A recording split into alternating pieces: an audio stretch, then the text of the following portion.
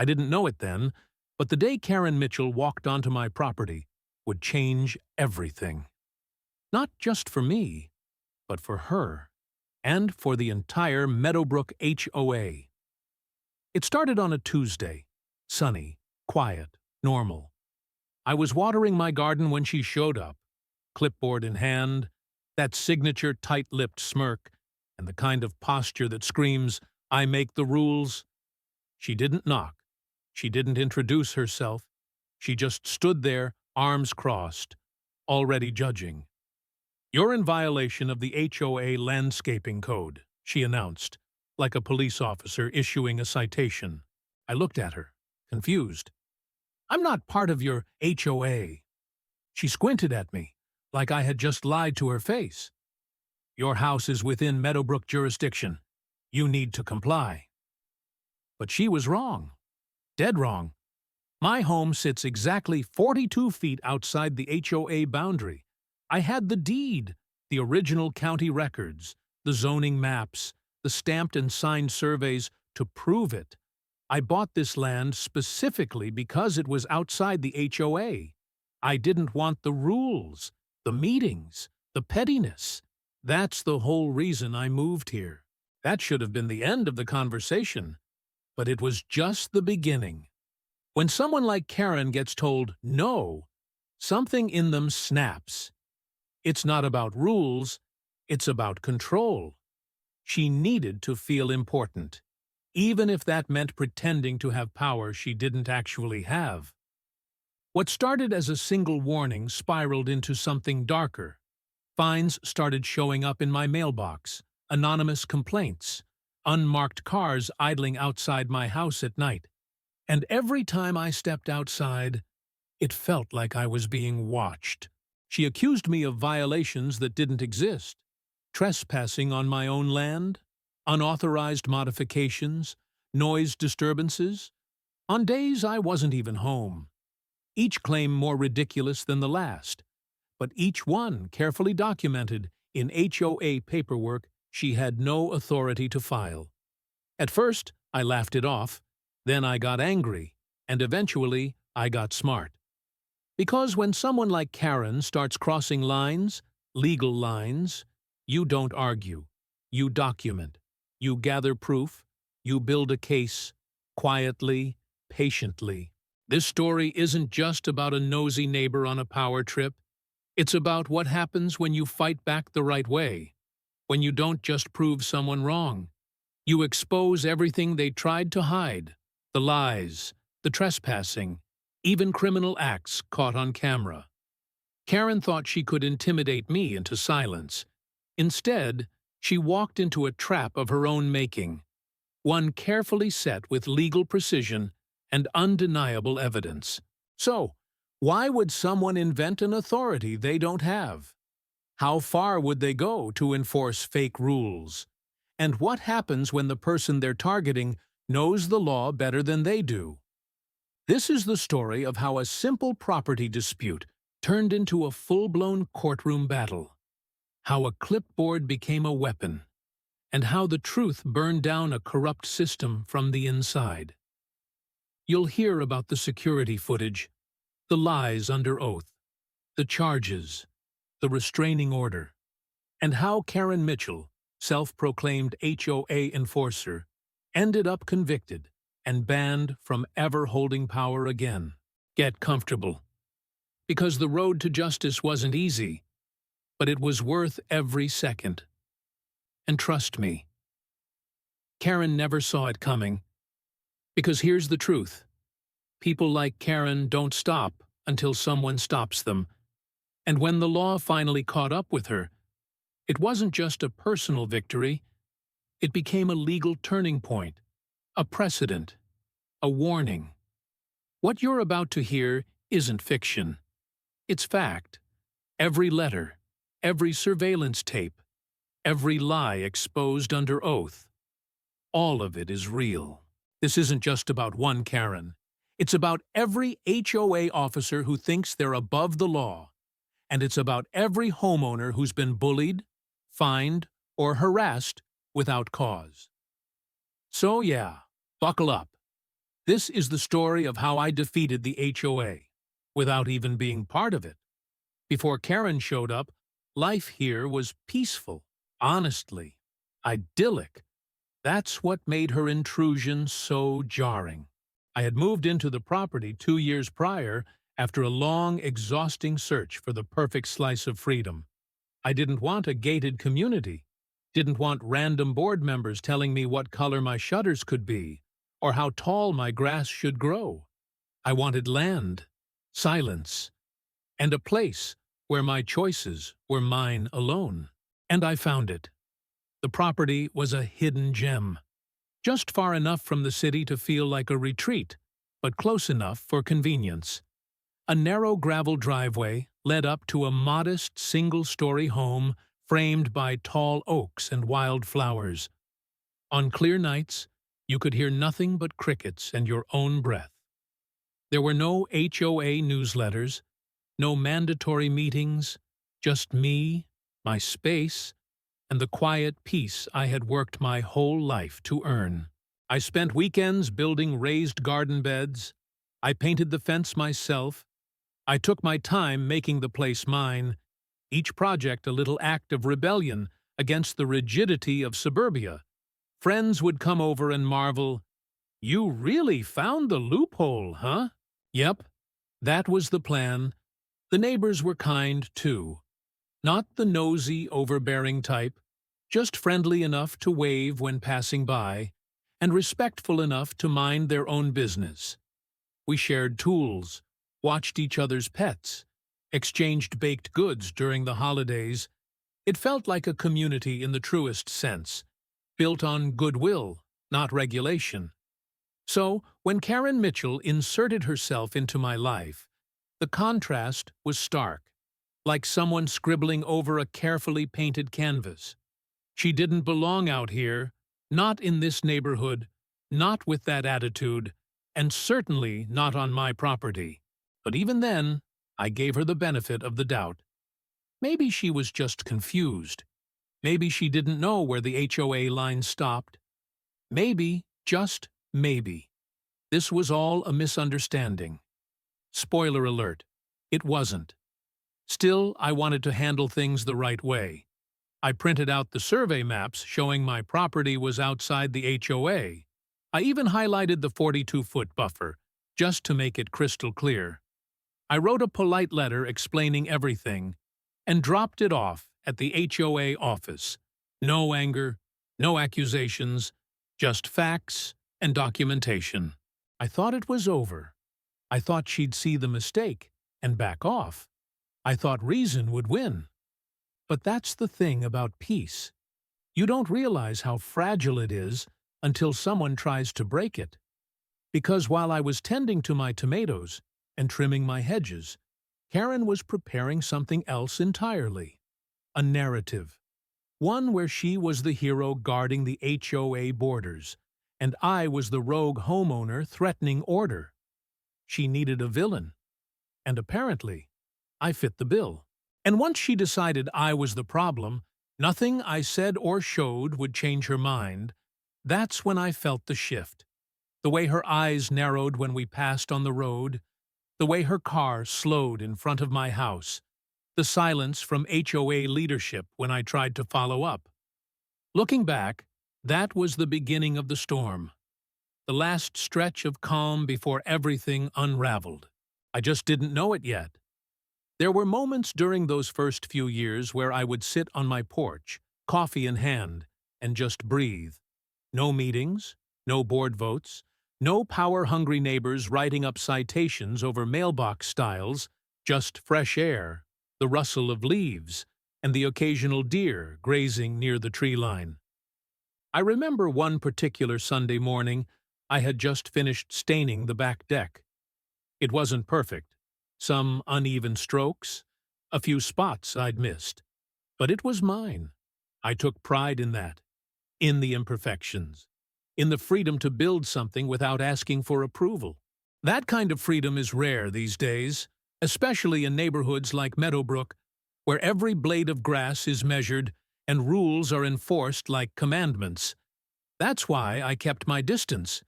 I knew where their borders were. I stayed in my lane.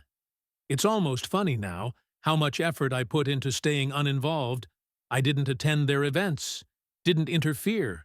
I wasn't interested in politics, pettiness, or parking disputes. I just wanted peace. But sometimes, peace makes the perfect target. People like Karen thrive in spaces where everyone else stays silent, where small acts of control go unchecked, where someone stepping out of line, real or imagined, becomes an opportunity to assert dominance. And I realize now that's probably what bothered her the most. Not that I was breaking rules, but that I wasn't under her control at all.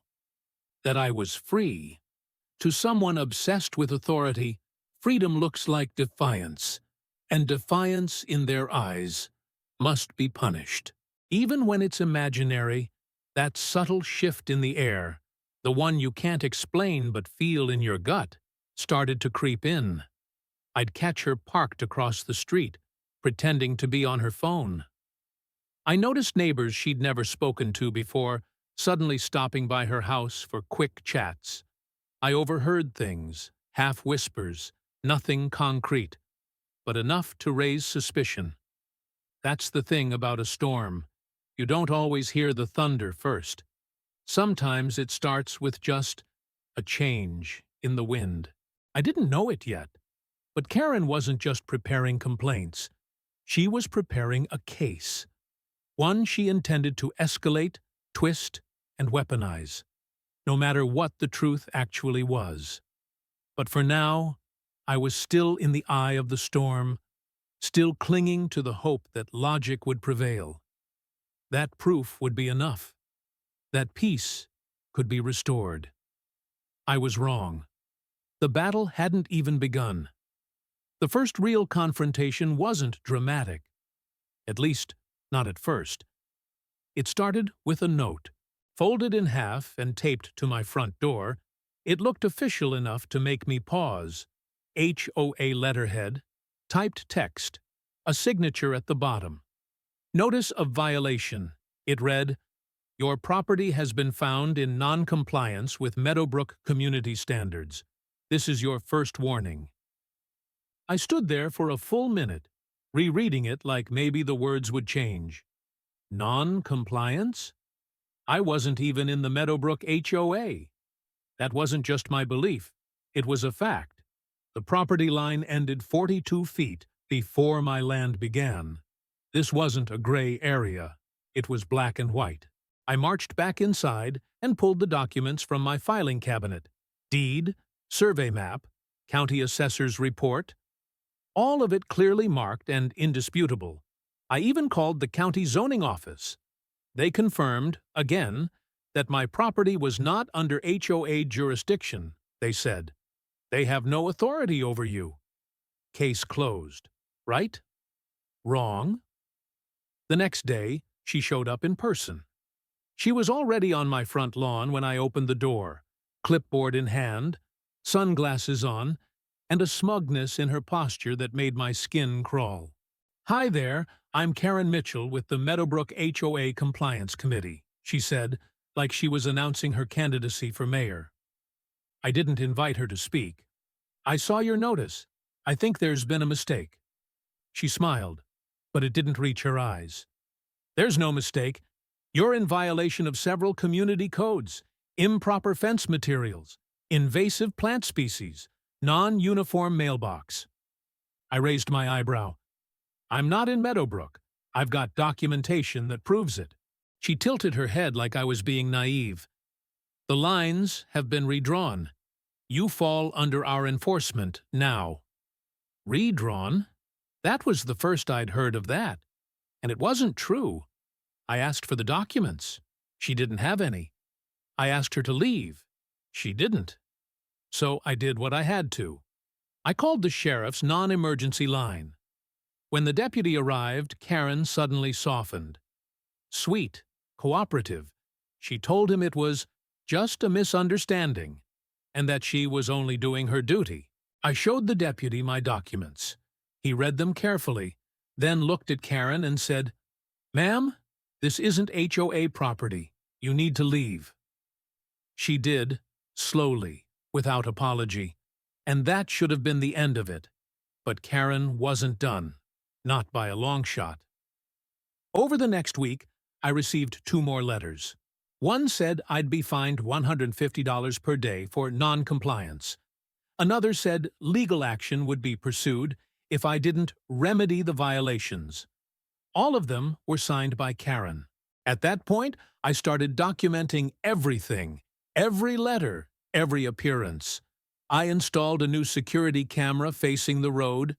I kept a log of every time her car drove by, and it was often, sometimes, 3 or 4 times a day. I also reached out to the HOA board. I sent emails, left voicemails. Nobody responded. Not one person. It became clear that Karen wasn't just acting on behalf of the HOA, she was the HOA. Or at least, she thought she was. The weirdest part? She started involving other neighbors. I noticed a couple I barely knew peering over my fence, whispering and pointing. One of them left a flyer in my mailbox. Support Meadowbrook Standards, with Karen's email at the bottom. This wasn't just enforcement anymore. It was a campaign. One night, a car pulled into my driveway and just sat there, engine running, lights off. After about 2 minutes, it backed out and disappeared. I checked the camera footage, same make and model as Karen's car. The license plate matched. That was the moment I knew this wasn't just a misunderstanding. It was harassment, and it was escalating. I contacted a lawyer. He reviewed my documents, the footage, the letters, and said, "You have a case, but we need more." So that's what I set out to get. I started digging, not just into property laws, but into Karen herself. Public records, HOA documents, anything I could find. Turns out, Karen had only been on the compliance committee for 6 months, and already she'd issued more citations than her 3 predecessors combined. One neighbor had been fined for having a hammock that disrupted the visual harmony of the block. Another was written up for non-standard wind chimes. This wasn't about me. This was a pattern. A history of abuse masquerading as policy. My lawyer suggested we file a cease and desist, but he warned me, if she was this aggressive already, pushing back might just provoke her further. He was right. A few days after I installed another camera, one facing the side of the house, I caught her walking the edge of my property line. She was holding a measuring wheel, measuring the land, pausing, writing things down. At one point, she stepped over the line. I saw it clearly on the footage. 1, 2, 3 steps into my yard. I didn't confront her. Not yet. I needed more. Proof wasn't just about catching her once. It was about establishing a pattern. And that pattern grew fast. She started showing up during odd hours, early mornings, late at night, always pretending to be checking boundaries or surveying plant life. Once, she claimed my compost bin was a breeding ground for vermin, though she had no authority to inspect it, or even be on my property. One afternoon, a different car showed up. A man I'd never seen before got out, took photos of my backyard, then drove off. I reviewed the footage and traced the plates, registered to a private security firm, one Karen had used before, according to a document I found from an HOA newsletter archived online. She was building a case, a fake one, but one that could cause real problems if I didn't act fast. Emotionally, it was starting to wear on me. The anxiety of constantly being watched, the paranoia of never knowing what would show up in my mailbox next. I began to dread pulling into my own driveway. I kept lights on at night. I started locking my gate. Not for burglars, but for Karen. That's when I realized I couldn't treat this like a disagreement anymore. This wasn't about right and wrong. It was about power. And the only way to stop someone like Karen was to take it all away. My lawyer agreed. We began preparing for court, gathering every piece of paper, every video, every recorded incident, and with every passing day, Karen handed me more ammunition. She didn't know it yet, but she was building my case for me. All I had to do was keep the camera rolling. After I began documenting Karen's actions, things went from strange to downright sinister. The first real escalation came in the form of a fake fine, a typed letter again, this time with an official-looking invoice stating I owed $450 for landscaping violations, due within 10 days, or I'd face a lien on my property. It had the HOA logo, Karen's signature, and a return address to a P.O. box, one that didn't even match the HOA's registered mailing address. My lawyer sent a formal letter demanding immediate cessation of fraudulent billing. But the next day, I got another notice. Then another. They started arriving twice a week, each more aggressive than the last. I didn't pay them, of course. But the stress was real, and the surveillance intensified. One night, I was outside locking the shed when I noticed a red light blinking from the tree line. A camera hidden in the branches. Someone had mounted a wildlife cam and aimed it directly at my backyard. I took it down and reviewed the SD card, dozens of photos, of me, my dog, my friends, and even my guests during a weekend barbecue. Every movement tracked, every moment watched. I filed a police report for illegal surveillance, the officer said. Without a witness placing Karen there, the case was weak, but the footage was disturbing. My lawyer added it to the growing folder labeled harassment, KM. Neighbors started acting differently, too. I'd wave at people I'd known for months, and they'd just look away. Some whispered when I walked by. Others stopped talking to me altogether. I found out later Karen had been telling them I was threatening legal action against the HOA and putting the entire neighborhood at risk. Total fabrication. But it worked. She isolated me. One day, I returned home to find a large yellow warning sign staked in my front yard. This property is in violation of HOA code. No one saw who placed it there. I checked my cameras. Footage was mysteriously corrupted between 2:13 and 2:27 a.m. The only thing visible before the glitch? A car resembling Karen's driving by. Then came the vandalism. It started with my trash cans being knocked over, then my mailbox smashed with a bat. But the most shocking moment came when I woke up one morning to find the side of my garage spray-painted with the words, "Comply or move." I stood there for a long time, just staring at the red letters, dripping onto the driveway like blood. That morning, something shifted in me. Fear turned to resolve. This wasn't just harassment. This was criminal. I filed another police report. This time, they took it seriously. With the escalation to property damage, an officer came to inspect the scene. He noticed the style of spray paint matched a prior case, another homeowner who'd stood up to the HOA a few years back. The suspect had never been caught. But the damage? Nearly identical. I turned the footage from that night over to the authorities. This time, the camera hadn't glitched. It caught a blurry but unmistakable image of Karen in dark clothing, hoodie pulled up, holding a can of spray paint. My lawyer saw the footage and said, "This is it. This is our turning point." We immediately filed for a temporary restraining order and prepared to press charges. The police began a formal investigation. I shared everything, every letter, every photo, every minute of security footage. And just like that, the tide began to turn. Karen didn't show up the next day or the day after. For a week, it was quiet, peaceful even. But I wasn't naive anymore. I knew this was just the calm before the next strike. People like Karen don't just disappear. And I was right.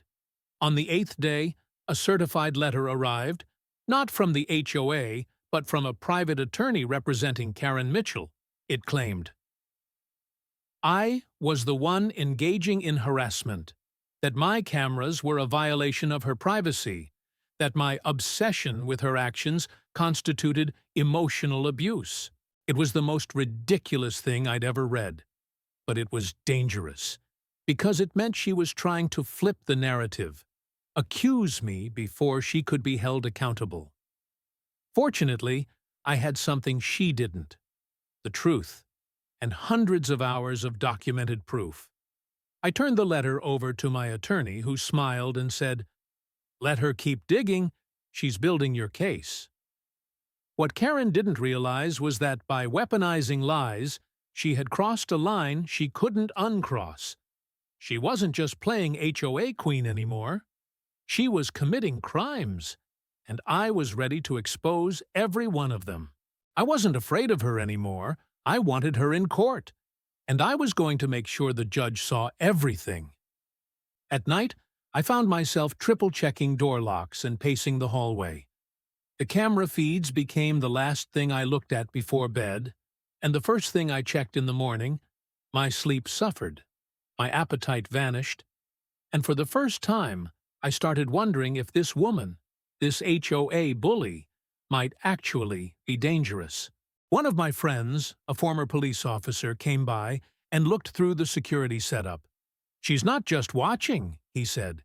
"She's testing boundaries, seeing how far she can go before you snap or give up." But I wasn't snapping. I was planning. I compiled all her interactions into a digital archive: timestamps, video logs, scanned letters, even audio clips from my intercom system. My lawyer said we were building something more than just a defense. We were building a full-scale civil harassment case, and possibly even a criminal one.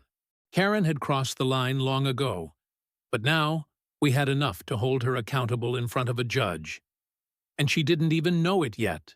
The hardest part? Knowing that if I hadn't documented every step, if I'd just trusted the system to protect me, I probably would have been buried in her lies. But now, I had leverage, evidence, a mountain of truth she couldn't explain away. Karen wanted a war. Now she had one, and I wasn't just fighting for my home anymore. I was fighting to end her reign of fear. At this point, I knew Karen wouldn't stop, so I shifted gears, from defense to offense. Documentation became my full-time job. Every minute she spent near my property, every word she said, every flyer, fine, or false accusation, it all went into the archive. I bought 2 more high-resolution security cameras with motion-triggered recording and night vision. One pointed toward the driveway, the other aimed at the backyard. I even installed a dash cam in my car, because I noticed Karen's vehicle tailing me more than once. I labeled every video clip with a timestamp and short description. Karen loitering near gate, 4:12 p.m. Karen measuring grass, 8:01 a.m. Karen yelling at delivery driver, 2:45 p.m. Her behavior wasn't just annoying, it was increasingly erratic. My lawyer helped me set up a digital evidence binder, organized by type: letters, footage, witness statements, police reports. He told me that if this went to court, the strength of our case would rely on clarity and consistency, so I treated it like an investigation. I also spoke to a local property law expert who confirmed on record that my property was fully outside the HOA boundary. We recorded an interview where he reviewed the deed, the plat maps, and the zoning files. That interview became a key part of my defense, a neutral, professional voice verifying everything I'd claimed. Next, I started talking to neighbors, quietly, carefully.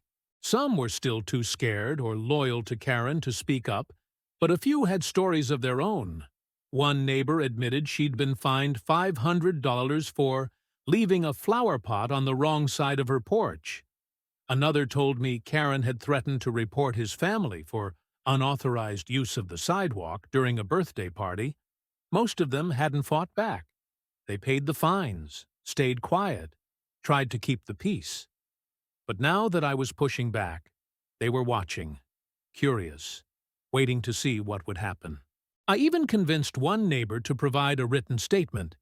He had seen Karen on my property late at night, weeks before the spray painting incident.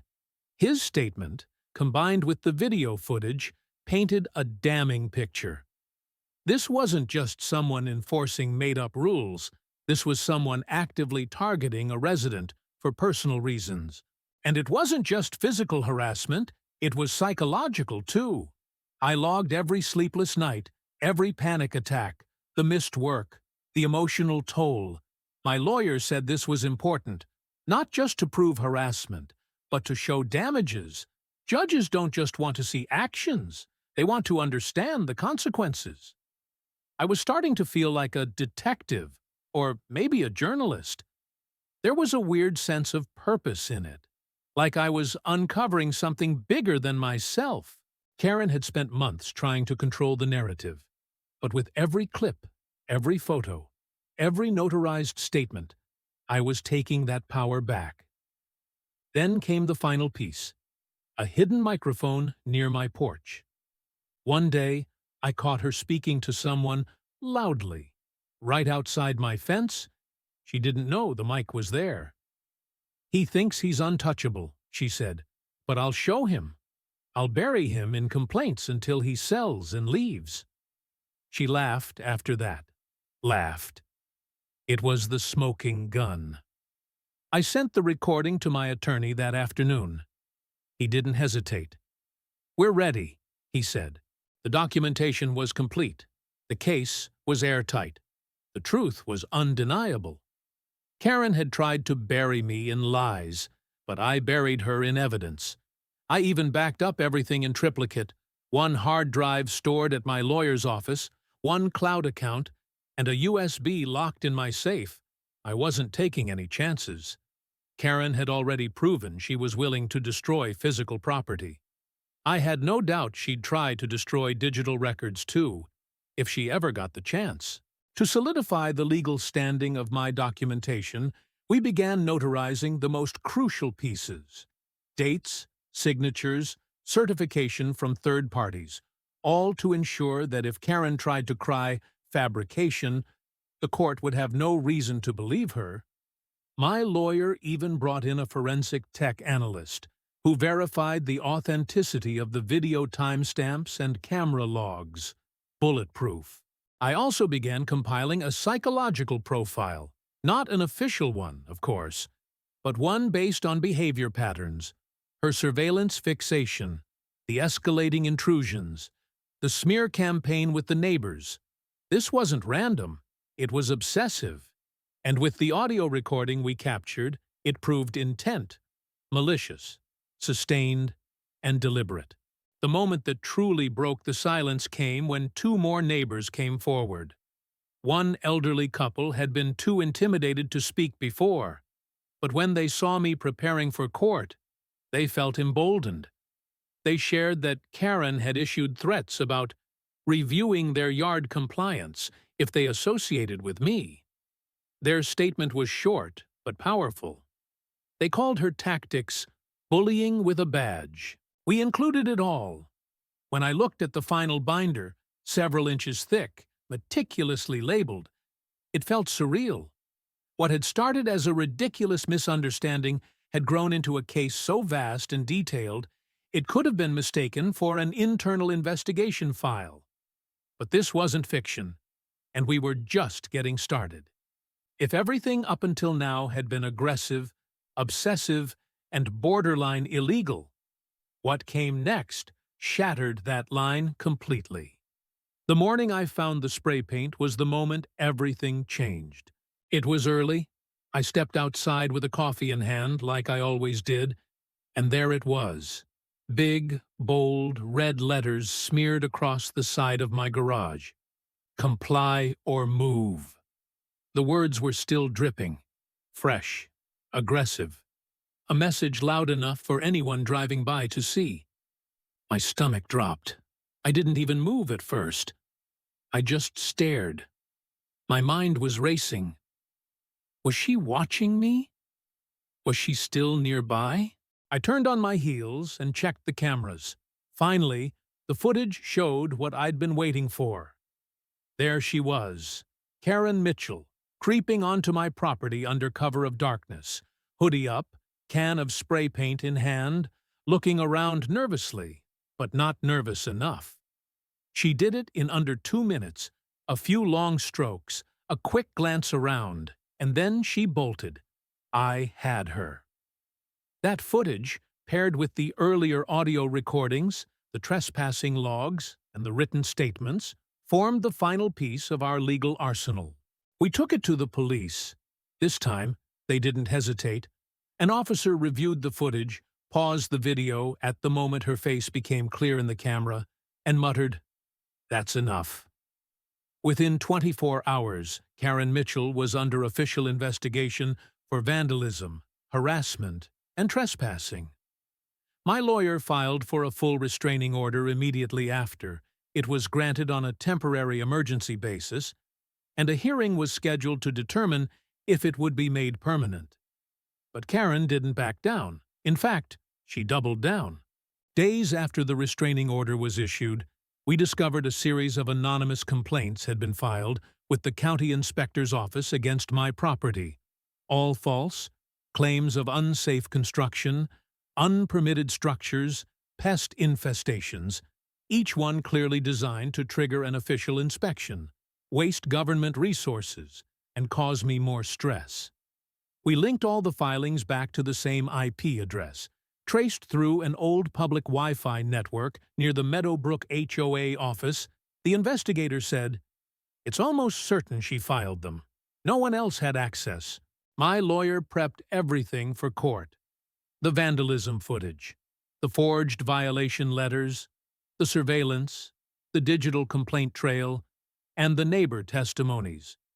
We knew the upcoming court hearing wasn't just about the restraining order anymore. This was our shot to end her campaign entirely, and potentially get criminal charges filed. The hearing was set for 10 a.m. on a Friday. I remember sitting outside the courtroom that morning, binder in hand, heart pounding. Karen walked in with that same smug confidence she always had. Hair perfectly styled, documents in hand, flanked by a jittery-looking attorney who couldn't seem to make eye contact with anyone. She didn't know what was coming. Inside the courtroom, we laid out everything, step by step, incident by incident. The judge listened quietly as my lawyer played the security footage, the spray paint, the trespassing, the camera in the trees, the audio recordings, the photos, the fake fines, the harassment logs, the digital complaint trail. Karen didn't say much.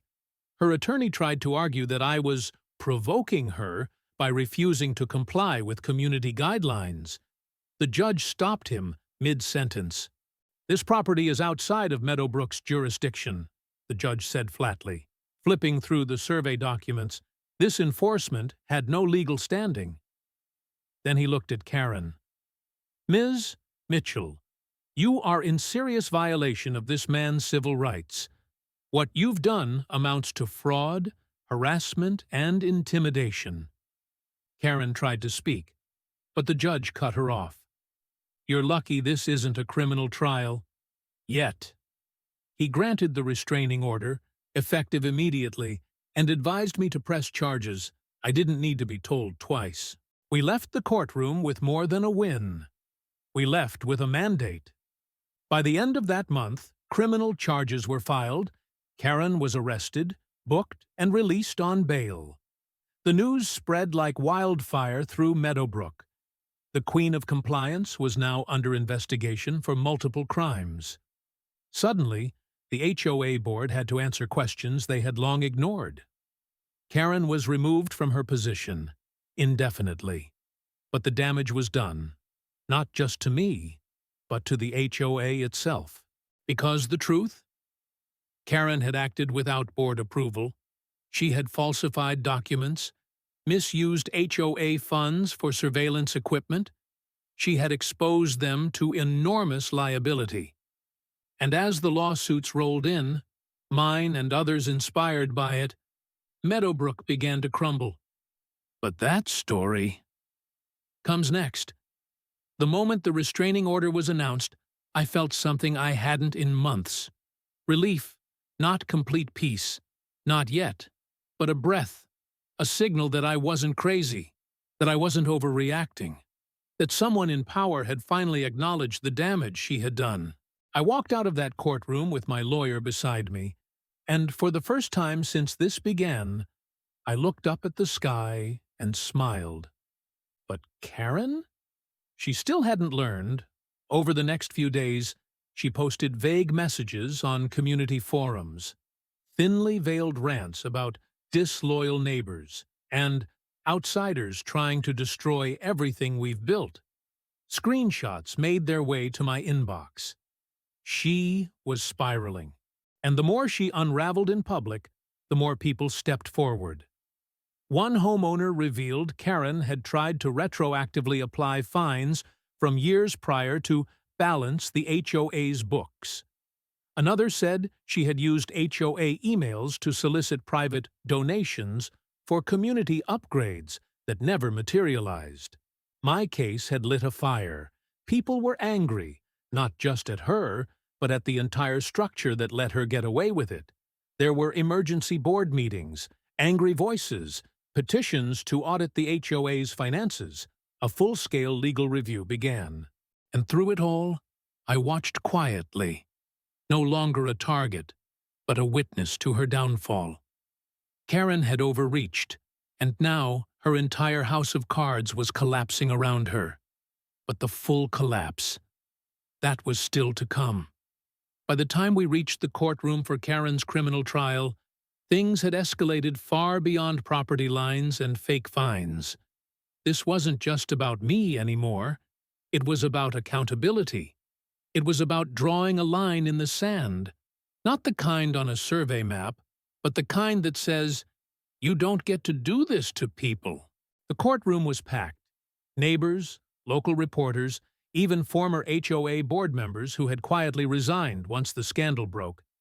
Everyone wanted to see how it would end. Karen sat at the defense table, lips pursed, eyes avoiding mine. Her legal team looked tense. They knew what we had. Our case began with a timeline. Clear, simple, devastating. My lawyer walked the jury through every stage of the harassment. Photos, videos, audio, each one more damaging than the last. The spray paint footage got an audible gasp from the gallery. The microphone recording, where Karen bragged about driving me out, was met with stunned silence. We had copies of her forged HOA documents, testimonies from neighbors, the IP trail from her false county complaints, the photos of her measuring my lawn, her face caught on multiple cameras, her own words betraying her. Her attorney tried to spin a defense, that she was simply trying to uphold community standards, that she had made an honest mistake, and that I had inflamed the situation with excessive surveillance. But it didn't work, because we didn't just bring proof. We brought patterns, intent, malice, and when the prosecution presented financial records showing she'd used HOA funds for personal equipment and unapproved compliance patrols, even the jurors looked visibly angry.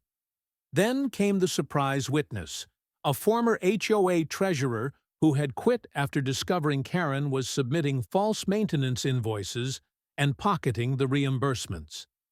That was the nail in the coffin. The defense rested quickly. There was nothing left to say. The jury deliberated for less than 2 hours. When they returned, the foreman stood and read the verdict. Guilty on all counts. Fraud, harassment, trespassing, vandalism, misuse of funds. Karen Mitchell was convicted. The judge didn't hold back in sentencing. He called her actions a campaign of malicious obsession and a gross abuse of imagined authority. She was sentenced to 18 months probation, ordered to pay full restitution, and permanently banned from participating in any HOA leadership, advisory, or enforcement role. But the judge wasn't done. He made a rare move, one that sent shockwaves through the HOA world. He ruled that the restraining order would remain permanent, and that the court findings would be filed as a matter of public record, specifically citing a pattern of abuse that warrants public accountability. That ruling opened the door for others. Within weeks, 3 more homeowners filed suits. One by one, the stories spilled out. Quiet victims who had stayed silent now had proof they weren't alone, and that gave them power. Karen's name became shorthand for overreach. Local news dubbed her the HOA tyrant. Memes were made, forums exploded, YouTubers picked up the story. It went viral. But for me, it was quieter. I didn't celebrate. I didn't gloat. I just slept well for the first time in over a year. People stopped avoiding me in the neighborhood. Some came over to apologize. Others just nodded. But the message was clear. They saw the truth now. The HOA board dissolved just 2 months after the trial. An internal audit found significant financial mismanagement, all tied back to Karen's policies and fake enforcement. The Meadowbrook HOA ceased to exist, and with it, the last change she ever had on my property. It was over. Really over. The trial wasn't just the end of a legal battle, it was the start of a legacy. A warning, a precedent, and it was only the beginning. During a break in the trial, I stepped outside the courthouse. A few neighbors approached me, not with questions, but with quiet nods of solidarity. One of them, an older man who'd lived in Meadowbrook for over 30 years, said, "We all should have stood up sooner. I'm sorry we didn't." I didn't need an apology. But hearing that, it meant everything. Back inside, the prosecution continued to dismantle Karen's credibility. They brought up her history of overreach, the paper trail of violations, the tampered documents. They even showed emails she had sent to HOA members bragging about her plans to clean up the neighborhood by any means necessary. At one point, Karen tried to take the stand. It was a disaster. Her answers were evasive, her tone condescending. When confronted with the video of her spray painting my garage, she claimed it was edited. The jury didn't buy it. Her lies were unraveling in real time. The prosecution concluded with a powerful statement. This isn't just a case about property lines. It's about power, abuse, and the consequences when someone decides their rules matter more than the law. You could feel the weight of those words settle in the room. After the verdict was announced and the sentence handed down, a local reporter caught me outside. He asked if I had anything to say to Karen. I thought about it. I could have said a lot, but all I said was, "I hope she learned something from this, and I hope no one else has to go through what I did." Because that was the point of all of it. Not revenge, justice. That's what made the win feel real. Not the headlines, not the viral clips, but knowing that the next time someone like Karen tries this, they'll think twice. Because now, there's a precedent, and her name is written all over it. Today, the case is cited in legal blogs and HOA reform forums as a pivotal example of what happens when individual rights are trampled by rogue enforcers. It's a story people share to remind themselves they're not alone, that they have options, that the law still matters, even against a clipboard and a smug smile. And every time I see someone standing up for their property, their rights, or their peace of mind, I know it was worth it. After the trial, it didn't take long for everything to unravel for Karen. And for the Meadowbrook HOA. News spread fast, local media picked up the story, headlines read, HOA officer convicted in harassment case, and Meadowbrook compliance chair guilty of fraud. Her name became synonymous with abuse of power. Every homeowner's worst nightmare now had a face. And for once, that face was held accountable. Karen Mitchell wasn't just sentenced. She was exposed, publicly, legally, permanently. The restitution order was steep, over $30,000 in damages, court costs, and legal fees. She was forced to sell her car and refinance her home just to comply. She tried to appeal, but the judge denied her request without even holding a hearing. Neighbors who had once backed her disappeared. She was ostracized from the community she had once ruled. HOA meetings were canceled indefinitely.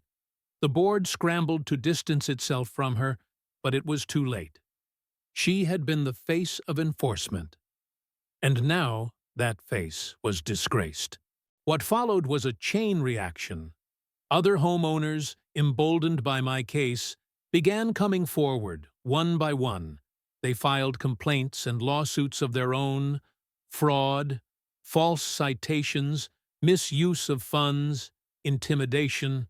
The stories came pouring out, and many of them had documents to back them up. Within weeks, the HOA was buried in legal trouble. An internal audit revealed thousands in unaccounted spending, all during Karen's time as compliance officer. It turned out she had been cutting checks to herself for made-up expenses: compliance patrol fuel, mailing fees, and parking enforcement overtime. The board held a vote, quietly and urgently, to dissolve the HOA. They hoped doing so would limit liability, but it didn't work. The lawsuits didn't disappear. They just had no one left to defend them. Eventually, a court-appointed mediator distributed what was left of the HOA's funds to cover legal settlements. It wasn't much. Most homeowners got a fraction of what they were owed.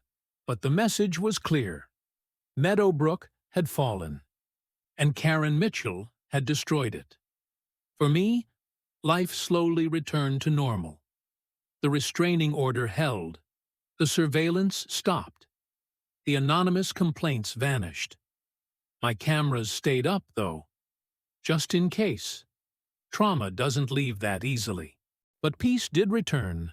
I repainted the garage, fixed the mailbox, reseeded the lawn.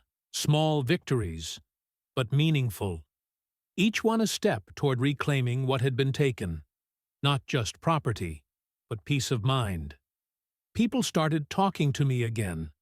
One neighbor even apologized in person, saying, "We were scared to say anything, but watching you stand up, it gave us courage." That hit me harder than the verdict, because this was never just about me. It was about showing people they could fight back, that you don't have to live under the thumb of power-hungry neighbors, that rules don't beat rights, and that sometimes the only way to restore balance is to drag the truth into the light. I also started getting emails from strangers, people from across the country, who had seen the news or found the case online. They shared their stories, similar tales of overreaching HOA officials, of harassment, of feeling helpless. They thanked me, asked for advice. Some even asked if I'd testify in their cases. That's when I realized something. This story wasn't just a warning. It was a template, a playbook for anyone feeling trapped. And maybe that's Karen's greatest unintended legacy. Her downfall became a roadmap for justice. One evening, I stood on my porch, sipping a drink, the sunset casting gold across the trees. It was quiet again, peaceful, just like it had been before all of this began. But I wasn't the same person anymore. I had learned how fragile peace is, how quickly it can be taken. But I'd also learned how strong truth can be, when you wield it right. Karen had tried to intimidate, manipulate, and isolate me.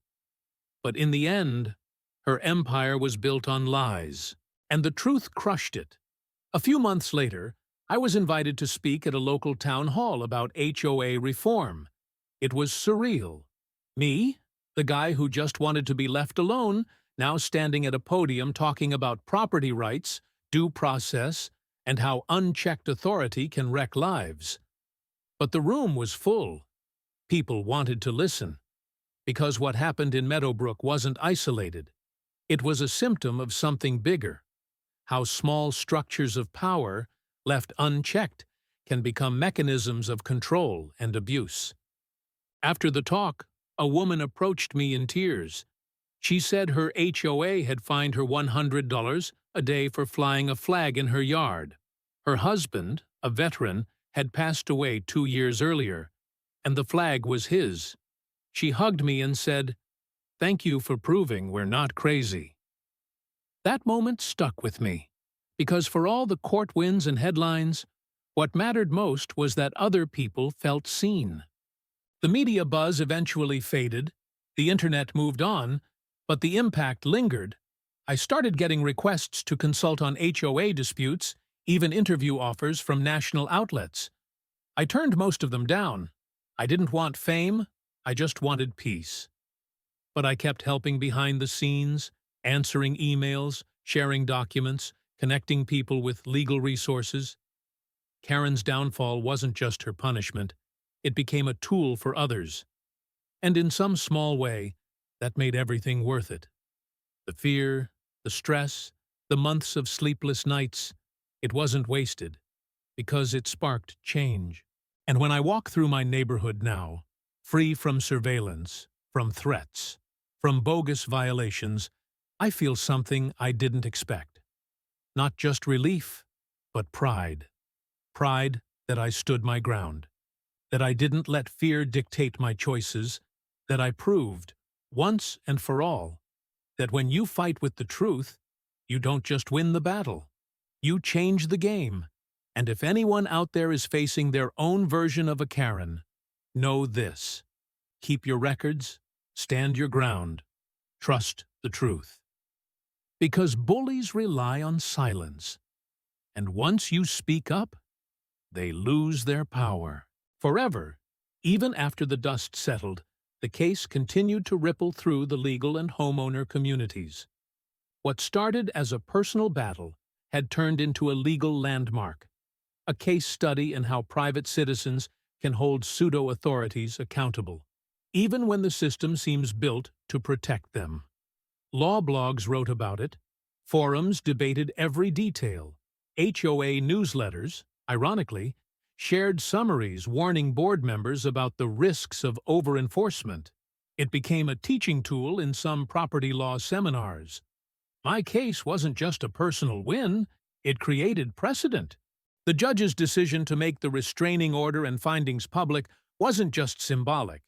It meant future cases could cite mine as an example of documented HOA abuse, especially in situations where jurisdiction was falsely claimed or manipulated. Attorneys began referencing it to argue against wrongful enforcement and private harassment under the guise of neighborhood regulation. One attorney I spoke with told me, "You did more for HOA accountability than 10 petitions ever could." That stuck with me.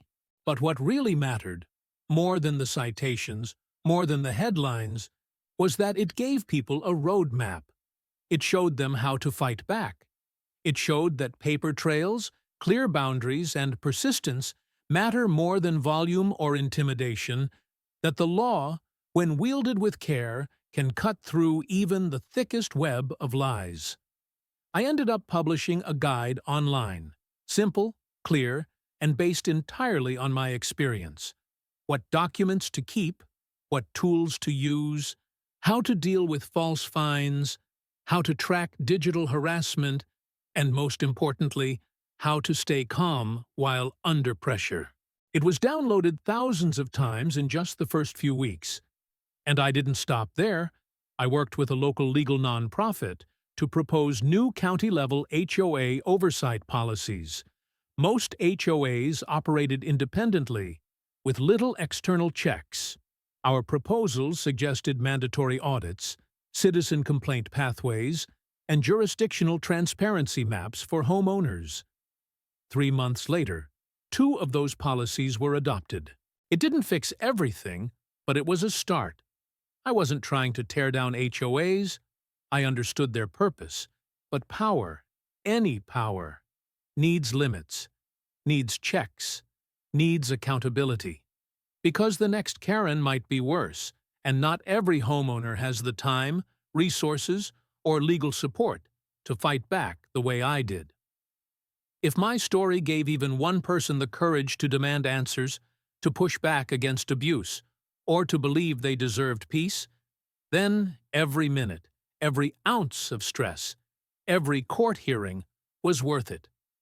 Justice is slow, it's exhausting, but it's possible, especially when you refuse to be silenced. And while I'll probably never go to another HOA meeting for the rest of my life, I'll always believe in the right to stand your ground when you're in the right.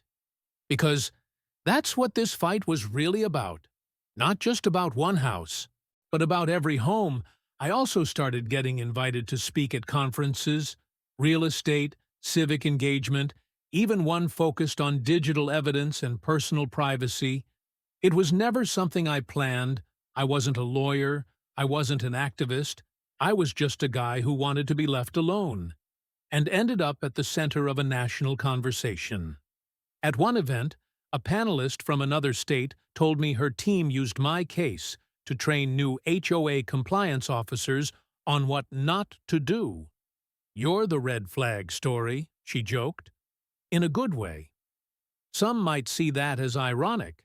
I see it as justice. Back home, the Meadowbrook neighborhood began to change. Without the HOA, neighbors started organizing differently. More cooperatively, people planted gardens they'd always wanted. Some repainted their homes in brighter, more personal colors. There were disagreements, sure, but they talked things out like adults. Turns out, you don't need fear to keep a neighborhood nice. You just need respect. Looking back, I wouldn't wish this experience on anyone, but I also wouldn't erase it. It taught me how to advocate for myself and for others. It reminded me that the law isn't just something that lives in books or courtrooms. It's something we have a right to use, even if we're just one person against an entire institution. And I hope this story, my story, continues to travel.